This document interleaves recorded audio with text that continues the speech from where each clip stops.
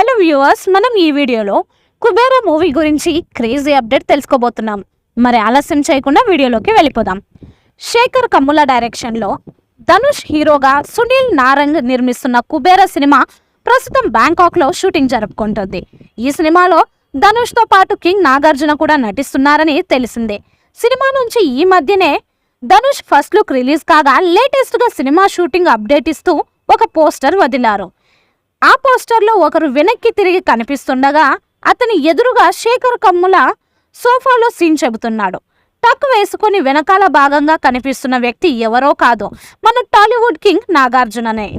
ఆయన జులపాల జుట్టు, class look అచ్చం వింటేజ్ నాగార్జునని చూసినట్టుగా అనిపిస్తుంది. సినిమాలో నాగార్జున పాత్ర కూడా ఆడియన్స్ని సర్ప్రైజ్ చేస్తుందని అంటున్నారు. ధనుష్ నాగార్జున ఈ సూపర్ కాంబోలో వస్తున్న కుబేరా సినిమా ఖచ్చితంగా ఆడియన్స్ని అలరిస్తుందని మేకర్స్ చెబుతున్నారు. ఈ సినిమాలో నేషనల్ క్రష్ రష్మిక మందన హీరోయిన్గా నటిస్తుంది. ఈ అమ్మడికి ఈ సినిమా నటించడం ఒక ప్లస్ అని చెప్పొచ్చు. కుబేరా సినిమాకు దేవిశ్రీ ప్రసాద్ మ్యూజిక్ అందిస్తున్నాడు. సినిమాకు దేవి మ్యూజిక్ నెక్స్ట్ లెవెల్ క్రేజ్ తీసుకొస్తుందని చెప్పొచ్చు. ఈ మూవీపై మీ అభిప్రాయాన్ని కామెంట్ బాక్స్లో తెలియజేయండి. ఈ వీడియో మీకు నచ్చితే లైక్ చేయండి, షేర్ చేయండి, కామెంట్ చేయండి.